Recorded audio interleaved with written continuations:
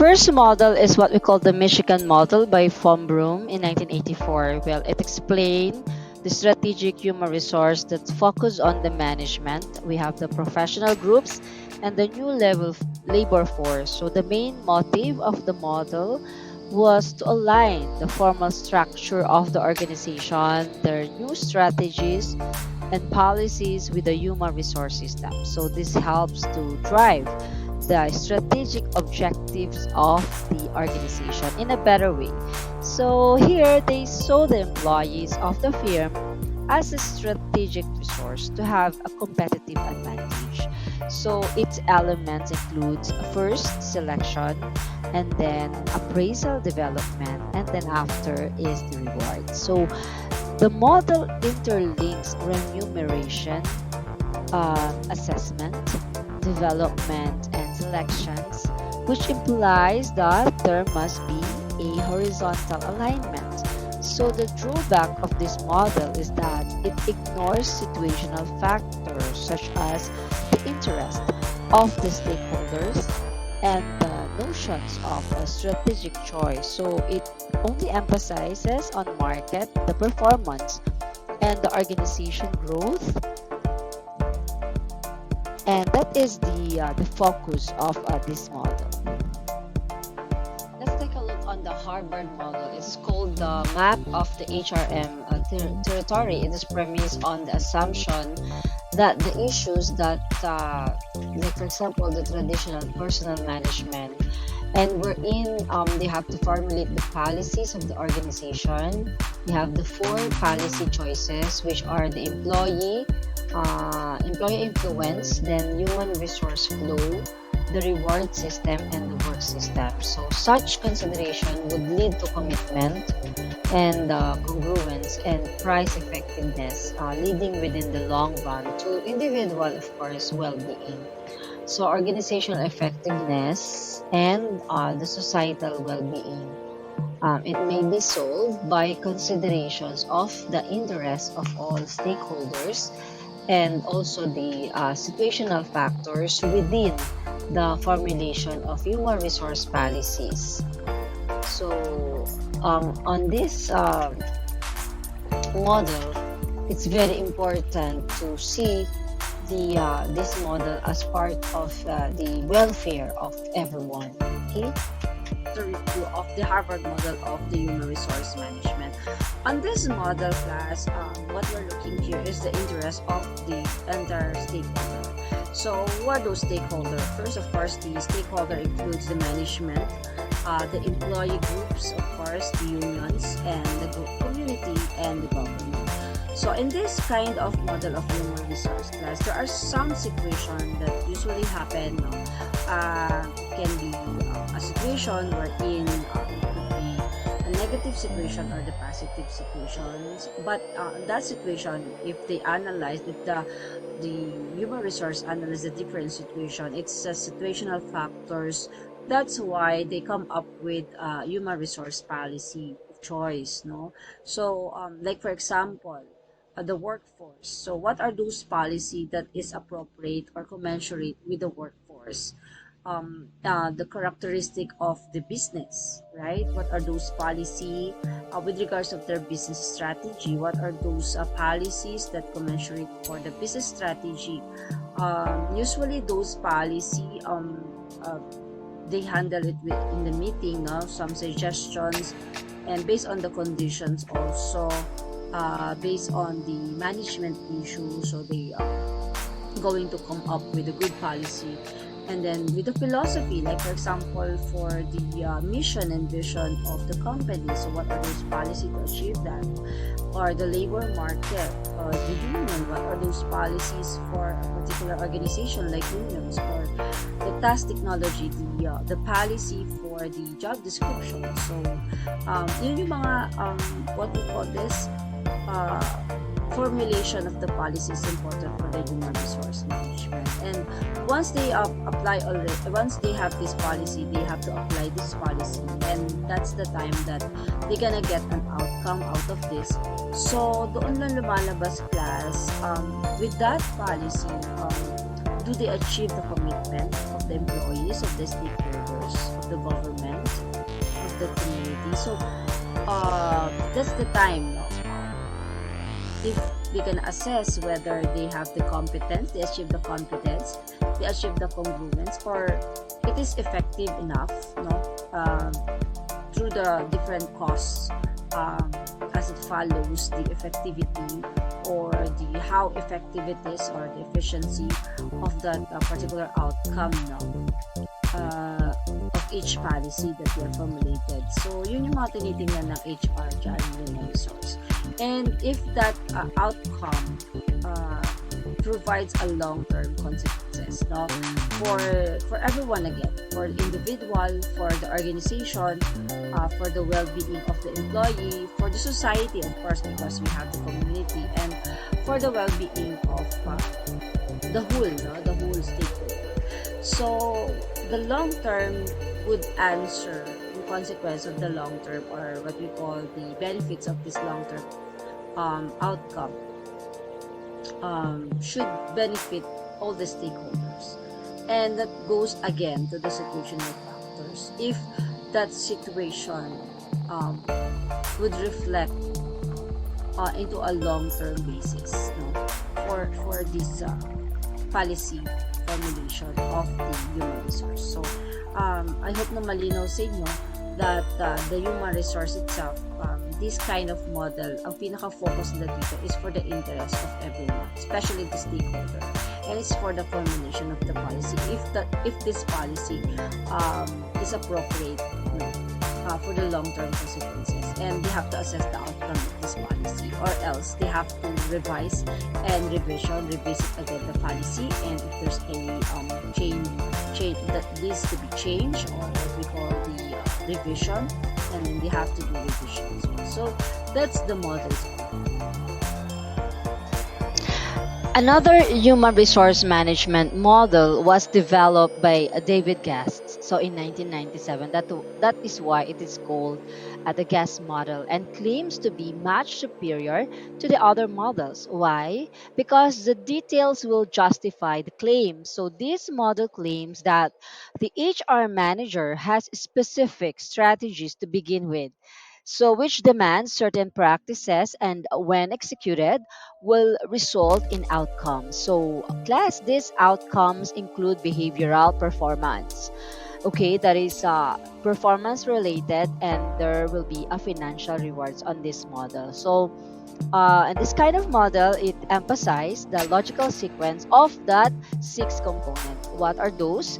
Those are the HR strategy, the HR practices, the HR outcomes, the behavioral outcomes, and the performance results, and the last one is the financial consequences. So looking into it inversely, so there will be a financial result depend on the employee performance, okay, which in turn is the result of the actions oriented employee or action oriented employee behavior. So these behavioral outcomes are the result of the employee's commitment. So the quality and the flexibility, which in turn are impacted by the HR practices. So HR practices needs to be in tune with HR strategies, which are invariably aligned with the organizational, of course, strategy. So the claim here of this gas model of this gas model that it is superior to others because partly it justify in the sense that it is clearly maps out the field of human resource management and delineates the inputs and outcomes. But here, the dynamics of people management are so complex that no model, including of course the gas model, can capture them comprehensively. Okay, so the best example of this class is if the HR make a strategy, in the particular company, wherein they look into the outcome of that strategy, whether this strategy is followed by the employee, especially by the manager who executed some policies, right? So kung makikita nyo class in a company, all the strategies implemented by the manager. So doon makikita mo if that guest model is reflected on that particular operations, because the outcome of the performance of this employee would be the beneficial factor, no, in order for a company to gain profit or not, because the outcome of their work or their performance will reflect, the to the repetitions of guests, whether the guests are satisfied or not. So, on this model is very important for for the human resource management, that those strategies align now with a positive outcome. As you can see here, it is the guest model sample of the framework. So the first box here is talks about the HRM strategy. So the human resource manager, they put up a strategy in a particular company, right? In order to practice this one, those strategy incorporates strategies on how they will hire, on how they will train, on how they will appraise, and the compensation strategy and relations as well. So they will gonna see here the upon those practices, upon the implementation of strategy, the outcome, whether they see the commitment of the employee, the quality of their work, and of course the flexibility of the employee. That's where they can assess if from that strategy uh, there is a positive outcome. Okay, and also it follows with a behavioral outcome. And what are those? Of course, if they have this commitment, if the quality get higher and the flexibility is practiced, okay, so the behavioral outcome is that the people or the employer get motivated, no? They cooperate in all of the projects, they cooperate with all the programs, and there will be an organizational citizenship. Okay, and from there, from the behavioral outcome, the performance will be positive. So there will be increase of the innovation and the quality, and of course the financial outcome. Okay, let's talk about the Warwick model of HRM. It was actually created by Warwick scholars Hedry and Pettigrew. So this model is very helpful with the human resource management, and the goal of human resource management model is to assist the businesses in their managing their personal activity or personal effectively to meet, of course, their goals. And one of those model is the Warwick model of human resource management, which places a strong emphasis on a data-driven approach to human resource. It actually highlights the impact of people functions on the substance of this human resource strategy. So this model, Warwick proposition, similar to the other model, is built around five components. Okay, so the advantage of this Warwick is that the outside context, so they look into the outside context, all of the macro, or we call it macro environmental forces are included in it. So it has also the inner context, and all of the firm specific or micro environmental forces are included in it. Okay, so we have this organization or business, a strategy content, so the human resource management context and the HRM context. So this model actually consider both of the company strategy and the HR practices. So listen, huh? So this model focus on the strategy and HR practices, which demonstrate how inner and outside context, the inner or the micro and macro environment interact with the organizational strategy. So as a result, so the model is very useful for recruiting and selection, because internal and external forces, like circumstances, should be considered while developing an organization's strategy. So in the human resource class, they're looking to the strategy, right? And for them to form a strategy, they have to look into the context of outside and inner forces. The practices internal are affected and influenced by the organizational strategy. So you can consider system like process, procedure, the techniques and methods as an example of such no practices. So on this model, the Warwick's model, the strength of this model is to recognize and categorize significant environmental impacts on human resource management. It also depicts the links between the environment and also the corporate strategy. So it incorporates together the strategy. So in order for you to have the corporate strategy, you have to check first the environment. This model consider how resource should respond to the variation of the macro and micro environment. So you see the difference of the different model. Although this all of this model are very important in formulation of the policies in the human resource, and it comprise a different business strategy and HR practices for both external and internal context, in which the activities occur. So also in addition, it also includes process by which these changes occur. All right. So for example, the interactions between the changes in both context and content. Okay, and this model, the Warwick model's a main advantage is that it recognizes and categorize the significant environmental impacts on a human resource. It examines how HRM responds to the changes in the setting. Okay, by mapping the relationship between external and internal environment or environmental elements. So organizations that successfully find an alignment between the external and internal factors, environments will inevitably achieve performance and development.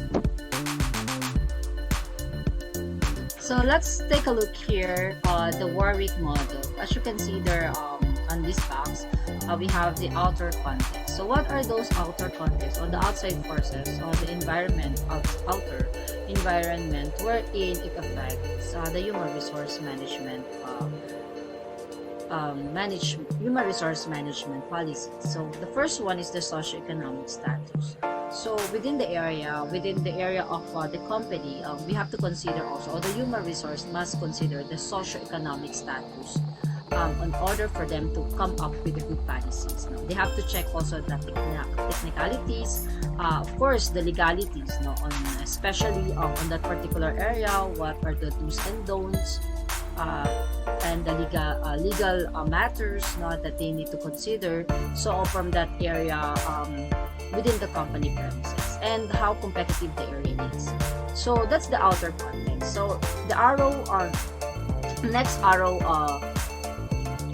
comprise of the inner context. It's the culture, the structure, the politics and the leadership, the task technology and the business. So the inner context is within the company. So what is the company's culture? How they come up with the organizational structure? What kind of leadership they have inside? And what are those different description or job description with regards of technology, and what are those projected business output? So from the inner context, it must incorporate together the outer and the inner context. And there are two arrows here wherein they have to come up with the HRM context, so the human resource context, and that is the role of the company. What are those definitions, no? Ano yung mga role ng bawat isa from the organizational charts that they have from the organizations, and what are those possible outputs for the human resource, no? Ano yung gusto nilang mangyari within the company, their goals, and that the goal should be the output, of course. And then on the other hand, so we have to check also the business strategy. Are we aligned with the objective? What are those product market that we need to, like 5 to 10 years projection for the product market? And the strategy or tactics, ano ba yung dapat gawin ng isang company ano yung mga strategies and technique, no, in order to provide this product and services towards the selected market. Okay, and from that, if we are clear already with the HRM context and the business strategy, then it goes with both arrow goes with the HRM content. HRM content, kung titingnan nyo class, there's an HR flows or human resource flows. So this is the operation, no? How you will achieve your goal, how will you achieve all this goal and HR outputs, and how you're gonna achieve the objective, how you're gonna reach your market, and how you're gonna implement the strategy. So this is the flow, this is the work system. So once there's a flow, there's a work system. Of course, included na rin dyan yung reward system at saka yung employer's relation. So that's the purpose of this human resource content, is to make sure that it is aligned with the outer and the inner